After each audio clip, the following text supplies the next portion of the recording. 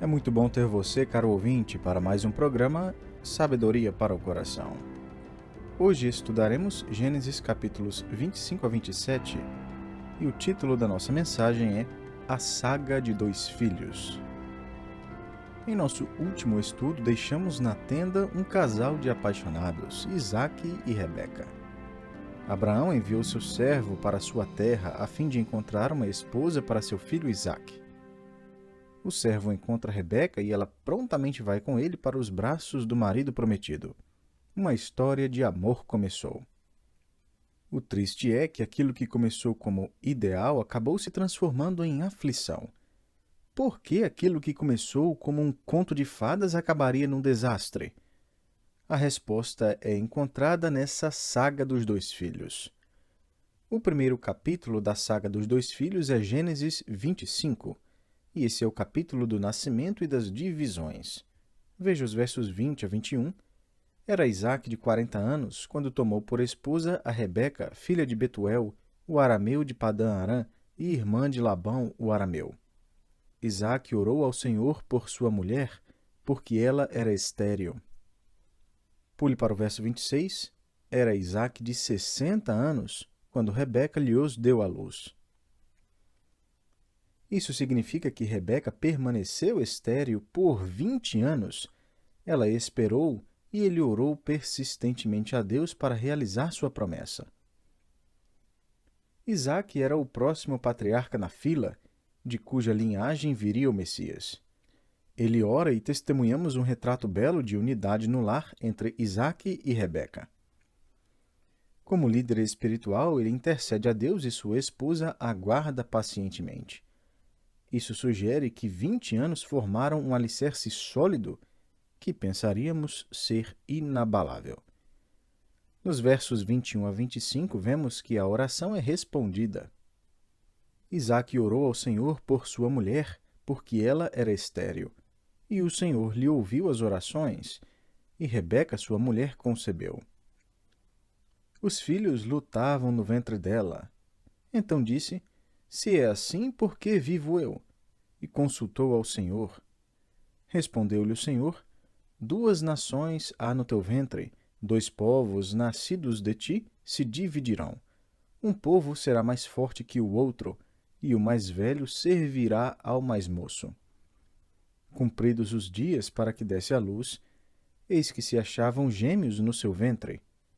Saiu o primeiro, ruivo, todo revestido de pelo, por isso lhe chamaram Esaú. Esse bebê era uma bolinha de pelo vermelho, por isso lhe chamaram Esaú, que significa vermelho. Em árabe significa peludo. Continue no verso 26. Depois nasceu o irmão. Segurava com a mão o calcanhar de Esaú, por isso lhe chamaram Jacó. Era Isaque de 60 anos quando Rebeca lhes deu à luz. O segundo nasce segurando o calcanhar do primeiro, por isso é chamado Jacó. O nome significa suplantador, e suplantador significa tomar o lugar de. Jacó, de fato, tomará o lugar do primogênito, algo que está fora de ordem na linha patriarcal, já que o mais velho era quem recebia a bênção. Jacó agarra o calcanhar de Esaú, como que dizendo: Não, eu vou ser o primeiro. Mas acabou chegando em segundo. Agora, o álbum dessa família não está completo, já que as fotografias seguintes pulam décadas de história. Veja o verso 27. Cresceram os meninos. Esaú saiu perito caçador, homem do campo. Jacó, porém, homem pacato, habitava em tendas. Conforme veremos depois, Esaú era o filho amado do pai Isaque, o qual contava dos feitos valentes de seu filho caçador. Esaú era o tipo de homem corajoso, destemido, robusto, que não somente caçava, mas carregava 4 vigas de madeira nas costas para consertar a cerca. Jacó era um homem mais pacato, tranquilo, que gostava de ficar dentro de casa. Agora, o verso 28 é provavelmente o mais trágico em relação à criação desses filhos. Isaque amava a Esaú porque se saboreava de sua caça. Rebeca, porém, amava a Jacó. Isaque tinha orgulho de seu filho mais velho e recusou crer que a bênção seria passada a Jacó. A coisa mais trágica é a implicação de divisão no casal. Para Rebeca, Esaú é aquele filho que entra na tenda com os pés sujos de lama. Quando aparecia algo quebrado, ela sabia que tinha sido Esaú. Jacó era o filhinho da mamãe que gostava de ficar na tenda. Ele era um homem mais sensível, reflexivo e que ajudava sua mãe. Ela amava Jacó. Essa divisão entre os pais produzirá um fruto muito amargo, trazendo desunião não somente no casamento, mas também no lar inteiro. Esses pais decidiram que mostrariam parcialidade com os filhos, amariam um mais do que o outro. Deixe-me dizer algo aos pais aqui. Quer seu filho tenha 3, 13 ou 30 anos, ele ainda ouve aquilo que foi dito no passado. Tenho certeza que você sabe como crianças entendem de forma incrível as críticas baseadas em comparações. Talvez você mesmo ouviu isso enquanto crescia. Sua irmã nunca tirou nota baixa, sempre tira acima de 9. Ou então, seu irmão sempre arruma o quarto, por que você também não arruma? Essas são críticas feitas em comparação. E o resultado será o seguinte: seu filho entenderá isso e aprenderá a manipular os pais com base nas diferenças que os pais gostam. Eu fico apenas imaginando, se Esaú quisesse alguma coisa de seu pai, seria fácil conseguir. Mata mais um pato e prepara um assado para o pai. Depois Isaque diria algo como: aqui estão as chaves, meu filho. Se Jacó quisesse algo de sua mãe, ele diria: mamãe, pode deixar que hoje faça o jantar. Ele sabia manipular sua mãe. Esaú e Jacó aprenderam a tirar vantagem dessas diferenças, algo que ficará ainda mais evidente no capítulo 27. A divisão aumenta mais e mais a cada dia. Agora, havia também uma divisão entre os dois filhos em relação às coisas espirituais. Veja Gênesis 25, versos 29 a 32. Tinha Jacó feito um cozinhado, quando esmorecido veio do campo Esaú e lhe disse: peço-te que me deixes comer um pouco desse cozinhado vermelho, pois estou esmorecido. Daí chamar-se Edom. Disse Jacó: vende-me primeiro o teu direito de primogenitura. Ele respondeu: estou a ponto de morrer. De que me aproveitará o direito de primogenitura? Agora, deixe-me explicar o que era esse direito de primogenitura. Aprendemos em passagens do Antigo Testamento, como Deuteronômio 21 e 1 Crônicas 5, que esse direito envolvia bênçãos materiais e espirituais. O primogênito ganharia porção dobrada de terra quando o pai morresse. Só que mais importante do que isso, ele receberia a bênção espiritual de ser o cabeça da família, o líder espiritual. Esaú era um homem terreno, carnal e que não se preocupava em ser um líder espiritual. Ele está com fome e diz: não estou nem aí para esse negócio de ser um gigante espiritual, estou com fome. Por causa de seu desdém pelas coisas espirituais, lemos no verso 33. Então disse Jacó: jura-me primeiro. Ele jurou e vendeu o seu direito de primogenitura a Jacó. Agora, Jacó age de forma errada aqui. Entenda bem que não estou justificando sua atitude, mas por trás de sua metodologia errada estava o desejo de ter a liderança espiritual. Ele receberia a liderança, já que Deus havia determinado. Ele deveria apenas ter esperado o tempo e a maneira de Deus. Veja o verso 34. Deu, pois, Jacó a Esaú pão e o cozinhado de lentilhas. Ele comeu e bebeu, levantou-se e saiu. A atitude de Esaú é descrita até de forma grosseira no texto. Ele comeu, bebeu e foi embora, sem nem pensar no que tinha feito. Somente depois ele perceberá o erro quando observar sua desvantagem material. O final do verso 24 diz: assim desprezou Esaú seu direito de primogenitura. Talvez você pense que estou sendo muito severo com Esaú. Então vamos dar mais um passo. Deixe-me mostrar o verdadeiro caráter de Esaú com base em Hebreus 12, versos 15 e 16. Note especialmente o verso 16. Atentando diligentemente, porque ninguém seja faltoso, separando-se da graça de Deus, nem haja alguma raiz de amargura que, brotando, vos perturbe, e por meio dela muitos sejam contaminados. Nem haja algum impuro ou profano, como foi Esaú, o qual, por um repasto, vendeu o seu direito de primogenitura.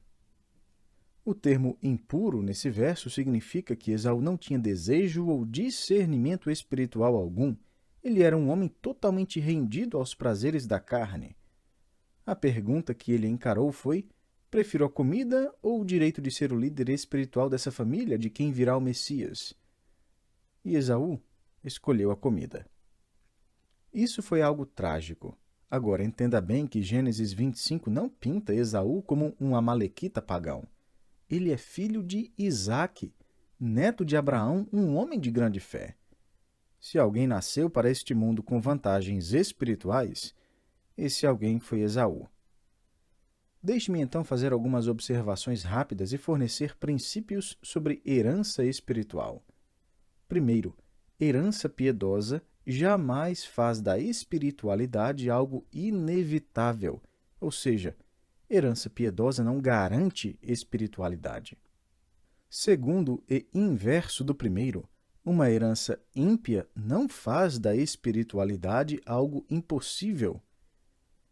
Em Gênesis 26, lemos que uma fome assola a terra de Isaque. Por isso, ele foge para o rei Abimeleque e ali comete exatamente o mesmo erro que seu pai cometeu. Pelo fato de sua esposa Rebeca ser bonita e temer que o povo o mate para ficar com ela, ele diz que Rebeca é sua irmã. Engano, evidentemente, corria no sangue dessa família. Esaú e Jacó estavam talvez com 40 anos e viram o engano de seus pais, um exemplo perverso. Mesmo assim, um dos rapazes possuía discernimento espiritual. No capítulo 27 começa o cenário de traição e engano. Veja os versos 1 a 4. Tendo-se envelhecido Isaque, já não podendo ver, porque os olhos se lhe enfraqueciam, chamou a Esaú, seu filho mais velho, e lhe disse: Meu filho, respondeu ele, aqui estou. Disse-lhe o pai: Estou velho e não sei o dia da minha morte. Agora, pois, toma as tuas armas, a tua aljava e o teu arco. Sai ao campo e apanha para mim alguma caça, e faze-me uma comida saborosa, como eu aprecio, e traze-ma para que eu coma e te abençoe antes que eu morra. Entenda bem que essa bênção deveria ser algo público, um tempo de grande celebração e toda a família, servos e vizinhos eram convidados. A ocasião era uma festa. Esaú está prestes a receber a bênção, que é a ratificação oficial do direito de primogenitura. E o que Isaque planeja fazer aqui? Ele dará a bênção furtivamente, somente entre si mesmo e Esaú. Por quê? Lembre-se do que Deus disse a Rebeca em Gênesis 25, 23. O mais velho servirá ao mais moço. Um dos problemas foi que Isaque teimosamente recusou se submeter à vontade de Deus. Ele pensou que conseguiria afrontar Deus e negá-lo nessa área. Então ele decide chamar seu filho e abençoá-lo logo às escondidas, antes que alguém descubra. Seria tarde demais para Jacó. Mal sabe ele que a esposa Rebeca está com o copo contra a parede da tenda ouvindo a conversa. Veja Gênesis 27, versos 5 a 10. Rebeca esteve escutando enquanto Isaque falava com Esaú, seu filho. E foi-se Esaú ao campo para apanhar a caça e trazê-la. Então disse Rebeca a Jacó, seu filho: Ouvi teu pai falar com Esaú, teu irmão, assim: Traze caça e faze-me uma comida saborosa, para que eu coma e te abençoe diante do Senhor, antes que eu morra. Agora, pois, meu filho, atende às minhas palavras com que te ordeno. Vai ao rebanho e traz-me 2 bons cabritos. Deles farei uma saborosa comida para teu pai, como ele aprecia. Levá-la-ás a teu pai, para que a coma e te abençoe antes que morra. Jacó era, como sua mãe, um enganador, e ele encontra algumas falhas no plano dela. Continue nos versos 11 e 12.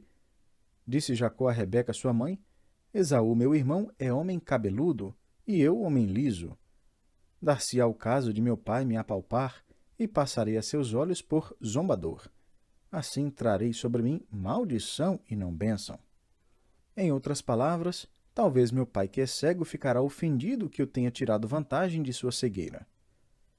Jacó não queria zombar e enganar seu pai Isaque dessa maneira, tirar vantagem de sua cegueira. Então ele decide garantir de todas as maneiras que seu pai não o pegará em flagrante. Continue nos versos 13 a 16. Respondeu-lhe a mãe: Caia sobre mim essa maldição, meu filho. Atende somente o que eu te digo. Vai e traze-mos. Ele foi, tomou-os e os trouxe à sua mãe, que fez uma saborosa comida, como o pai dele apreciava. Depois tomou Rebeca a melhor roupa de Esaú, seu filho mais velho, roupa que tinha consigo em casa, e vestiu a Jacó, seu filho mais novo. Com a pele dos cabritos cobriu-lhe as mãos e a lisura do pescoço. Essa precaução seria no caso de Isaque querer abraçar seu filho após dar a bênção, algo que provavelmente faria. Continue nos versos 17 a 20. Então entregou a Jacó seu filho a comida saborosa e o pão que havia preparado. Jacó foi a seu pai e disse: Meu pai. Ele respondeu: Fala, quem és tu, meu filho? Respondeu Jacó a seu pai: Sou Esaú, teu primogênito. Fiz o que me ordenaste. Levanta-te, pois, assenta-te e come da minha caça, para que me abençoes. Disse Isaque a seu filho: Como é isso que a pudeste achar tão depressa, meu filho?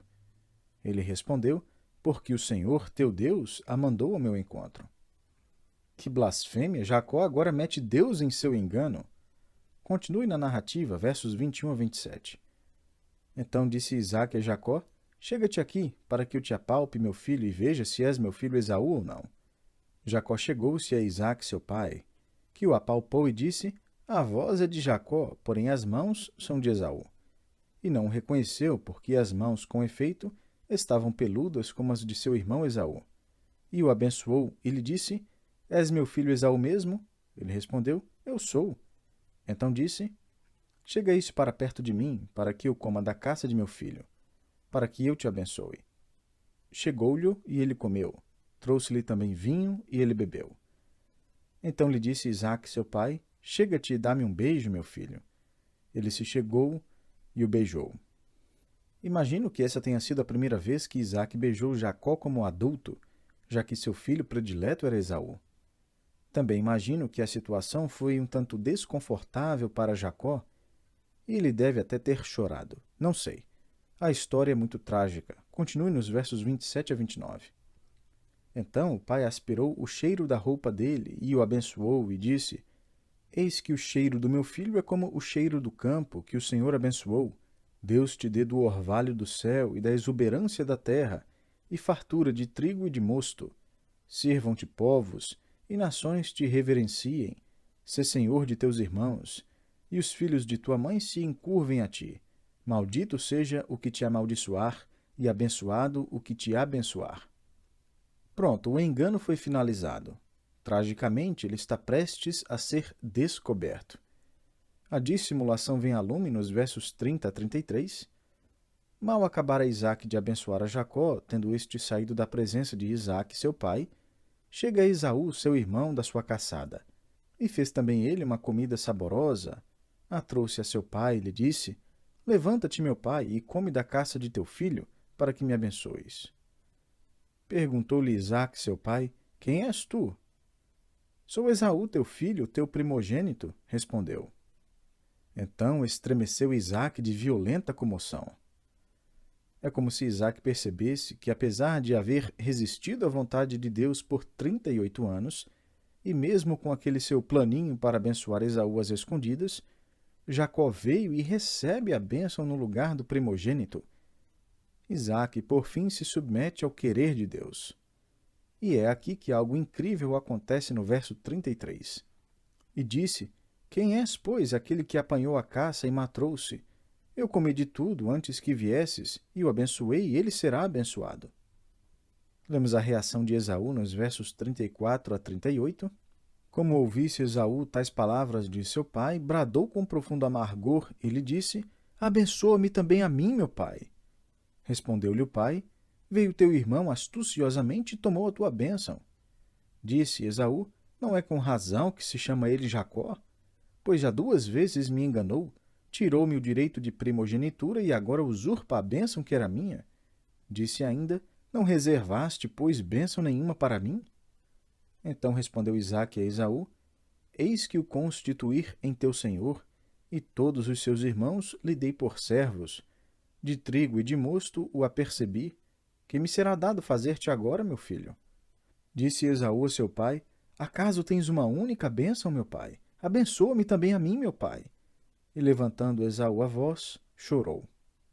Esaú derrama lágrimas de crocodilo. Essas não são lágrimas porque Esaú desejava o direito de primogenitura, isto é, a bênção, mas porque reconhece, conforme seu pai acabou de dizer, que ele viverá numa terra escassa. Jacó terá os cereais, Jacó será o seu senhor. E Esaú diz, não, eu quero isso. Agora, porém, já era tarde demais. Seu pai Isaque profetiza.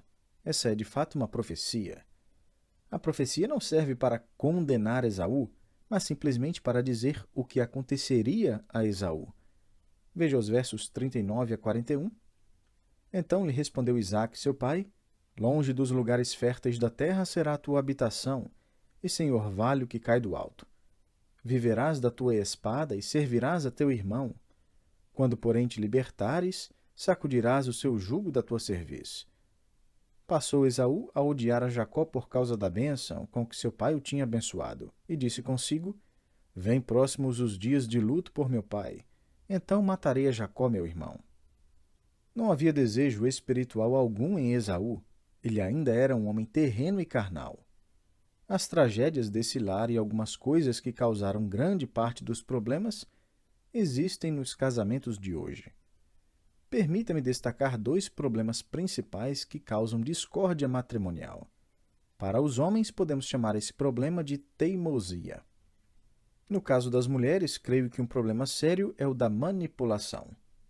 Porque nós, homens, temos a tendência de ser teimosos e as mulheres de serem manipuladoras. Isso tudo volta ao que Deus disse ao homem que aconteceria como resultado do pecado. O homem desejaria controlar, dominar a esposa, o que envolve teimosia. E a mulher tentaria fazer sua vontade e colocá-la acima da liderança do marido. O desejo da mulher seria de manipular o homem. Encontramos essas características no casamento de Isaque e Rebeca, e elas destruíram aquele matrimônio, e podem destruir os nossos hoje também. Quero ressaltar rapidamente as consequências da desarmonia naquele lar. Existem pelo menos 3.